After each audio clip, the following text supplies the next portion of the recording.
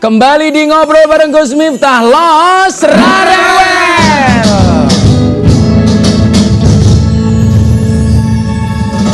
Pak Burhan, sekarang kita ngobrolin terkait tragedi Semanggi 1 dan 2 ya Pak. Sebenarnya bagaimana posisinya itu Pak? Apakah termasuk pelanggaran HAM berat atau tidak? Nah, karena dari dulu orang itu nggak selesai-selesai ngomongin itu. Betul, betul. Jadi memang dari dulu juga sih inginnya saya cepat selesai gitu. Tapi kan perlu proses dan kami sudah membentuk tim untuk penyelesaiannya dan insya Allah lah ke tim ini dapat menyelesaikan walaupun mungkin tidak keseluruhan karena kan banyak sekali ini perkara-perkara HAM-nya. Insya Allah lah itu akan berjalan. Tapi itu sebenarnya HAM berat atau biasa menurut Pak Burhan? Kalau dulu sih bunyinya saya tidak dalam kapasitas itu HAM berat atau iya, ada gitu. Komnas HAM Pak ya? Ya ada Komnas HAM itu kan. Tetapi nanti kan pemberkasan di sana di penyelidikannya itu di Komnas. Apakah perkembangan penyelidikannya sudah siap untuk dituntaskan saat ini? Pada dasarnya begini, saya udah membuat tim. Nanti kita akan kerjasama dengan Komnas HAM. Ada yang menilai pekerjaan rumah abadi kejaksaan adalah jaksa nakal. Dan kualitas penegakan hukum. Bagaimana Pak Burhan melihat ini? Kami juga dalam kemarin sudah kita bentuk juga tim 53 ya untuk isinya dalam rangka isinya adalah kita akan bersih lah pokoknya begitu. Ya kita memang gimana ya dalam rumah kadang-kadang anak ini ada yang nakal ada yang tidak itu hal yang lumrah. Tetapi saya mengeliminir gimana pun juga kita akan bersih itu aja. Jadi tugas Pak Jia juga termasuk tukang sapu Pak ya? Ya bukan tukang sapu, kita ngajak lah Gus, gitu. Ngajak nyapu maksudnya. Nyapu ya? Kalau saya kan juga tukang sapu Pak di dunia malam. Kira gini, yang paling sulit kan merubah pola mindset mereka, ya bagaimana yang tadinya mungkin harus serba duit, sekarang ayo nggak usah pakai duit, mau naik pangkat apapun nggak usah apa-apa. Tapi ayo kita belajar lah untuk bersih. Iya. Kalau kata orang Jawa itu kalau batuk itu kata orang Jawa watuk itu bisa diobati. Tapi kalau watak susah diobati Pak. Betul. Itu perlu waktu lah. Perlu waktu. Tapi ya? Saya yakin bisa. Saya yakin ya. Iya. Saya sebagai umat yang beragama harus yakin. Harus yakin. Ini Pak ya, pertanyaan saya terakhir sebelum saya tausiah ini. Perja nomor 19 2020 mengandung kontroversi, pendapat Pak Burhan? Ya memang iya mengandung, tapi gimana pun juga kita akan cobanya harus berjalan perja itu. Gitu. Sekontroversi apapun? Iya. Tapi Bapak optimis dengan perja ini? Ya harus optimis. Harus optimis. Ini kan diskresi saya ini adalah keputusan kami ya gimana pun juga harus kita berjalan. Oke, karena saya banyak melihat perdebatan itu di masyarakat soal Perja 19. Ini kan ada yang bilang berpotensi jadi alat untuk menyembunyikan aset koruptor, Pak. Ini kan di dalam gini. Di dalam Undang-Undang Tindak Pidana Korupsi nomor 3 tahun 71, itu uang pengganti itu tidak ada subsidiarnya, tidak ada harus diganti dengan hukuman kan. Ini kan terjadi permasalahan. Kalau yang undang-undang yang sekarang itu kan ada, misalnya tidak dibayar hukuman, diganti dengan hukuman. Yang dulu enggak. Yang dulu enggak ya? Dulu enggak.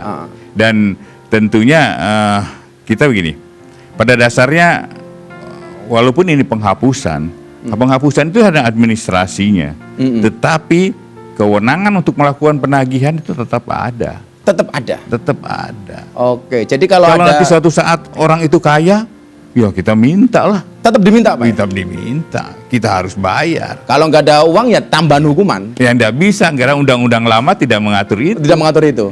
Oke, ternyata tidak sesimpel itu ngomong hukum, Sel. Itu loh. Makanya saya nggak berani jadi hakim atau jaksa. Kenapa? Karena saya sendiri selalu mengatakan begini, kita itu sering menjadi hakim dan jaksa bagi kesalahan orang lain, tapi menjadi pengacara bagi kesalahan kita sendiri. Aduh. Sangat menarik obrolan saya dengan Pak Burhan. Pak J.A. jangan kemana-mana, saatnya tausiah ala Gus Miftah. Mari kita dengarkan tausiah ala Gus Miftah.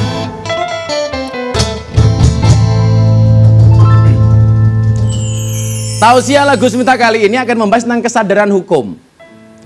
Sobat Kepo, ada seseorang namanya Sabit bin Nu'man. Satu saat dia berjalan menyusuri sungai. Ketika dia berjalan menemukan buah apel, 1 biji. Kemudian buah apel itu dimakan. Begitu buah apel itu dimakan habis separuh, baru kemudian dia mikir, apel ini punya siapa? Ini pasti ada yang punya. Kenapa tanpa seizin yang punya harus saya makan? Maka saat itu tumbuh rasa bersalah di dalam hatinya. Karena memang benar yang namanya perbuatan dosa itu adalah al-ismu mahaka fi sadrika wa karita ayatolya alaihin nas. Dosa itu adalah satu perbuatan yang ketika kamu lakukan hatimu merasa tidak nyaman dan kamu khawatir dilihat orang. Gak ada orang korupsi hatinya nyaman dan dia pasti khawatir kalau dilihat oleh orang lain. Akhirnya Sabit bin Nu'man kemudian berjalan menyusuri sungai dan dia mencari siapa yang punya buah apel ini. Ketemulah dengan seseorang yang ternyata orang ini penjaga kebun apel. Dia mengatakan kepada orang ini, "Mas, saya minta maaf. Saya telah mengambil buah apel ini dari sungai. Kemudian saya makan tanpa seizin kamu. Tolong izinkan saya dan ikhlaskan dari buah apel yang separuh ini." Dijawab sama penunggu kebun apel dengan mengatakan, "Mohon maaf, Mas Sabit. Saya bukan yang punya buah apel ini. Saya punya juragan yang memiliki ini. Kalau Anda mau minta maaf, silahkan cari juragannya." Sabit bin Nu'man kemudian bertanya kepada sang penunggu kebun, "Di manakah rumah majikan itu? Saya akan minta maaf." Dijawab sama sang penunggu kebun, "Hei Sabit, rumah juraganku sangat jauh. Kalau kamu tempuh dengan perjalanan, bisa sampai 1 hari 1 malam. Demi mendapatkan keridhaan dan kerelaan dari sang juragan apel ini, Sabit bin Nu'man menempuh perjalanan 1 hari 1 malam. Sehingga ketika ketemu dengan juragan, dia mengatakan, "Wahai juragan, maafkan saya. Saya tadi menemu buah apel, kemudian saya makan separuh, dan saya tahu ini bukan hak saya. Tolong maafkan saya." Sang juragan kebun apel kemudian mikir, ini orang kok jujur amat.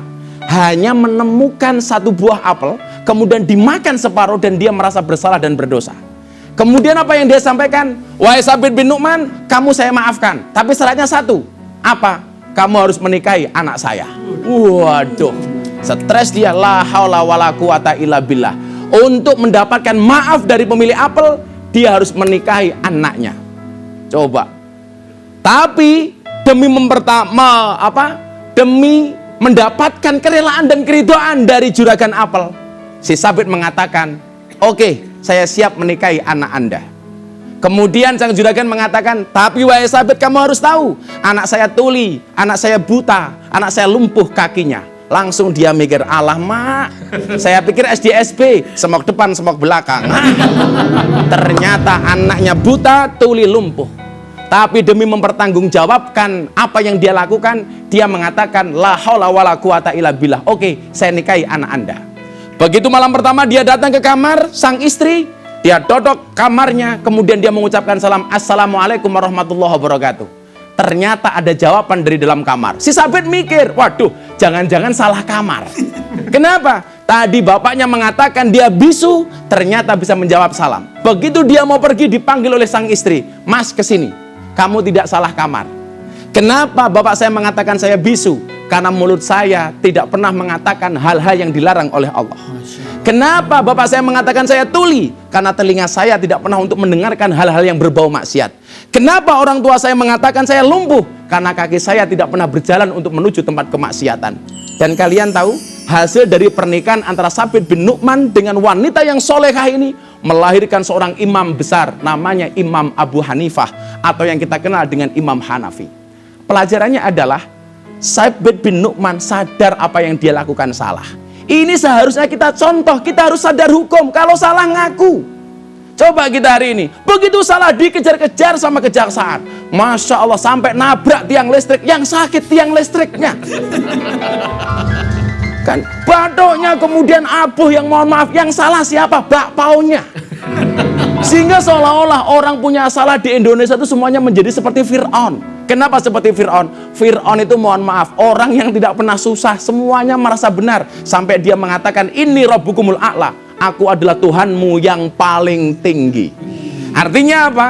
Ketika kita punya salah, seharusnya ngaku seperti Sabit bin Nu'man. Jangan berperilaku seperti Fir'aun. Bahkan Fir'aun itu misal mohon maaf, kalau dia kehujanan, yang pilek bukan hidungnya, tapi air hujan. Kalau dia makan sambal, yang mules bukan perutnya, tapi sambelnya. Maka ingat, kesadaran hukum itu penting. Sehebat apapun jaksa mengejar kesalahan-kesalahan kita, tetapi ketika kita tidak punya kesadaran, maka Tuhan tidak akan pernah mengampuni kita. Ingat, keadilan akan kau rasakan bila menyadari bahwa Tuhan hanya memberi ujian terberat kepada hambanya yang terkuat. Terima kasih Pak Haji. Oh, saya disuguh ini Pak Haji ini. Inilah karena host kerennya dikasih makan Pak. Izin nih Pak Haji ya. Monggo. Wah, ini sop ayam ala ngobrol bareng Gus Miftah. Yang jelas ayam mati Pak. Kalau ayam hidup kan nggak mungkin itu. Kenapa ini enak? Rahasianya di sini, luar biasa.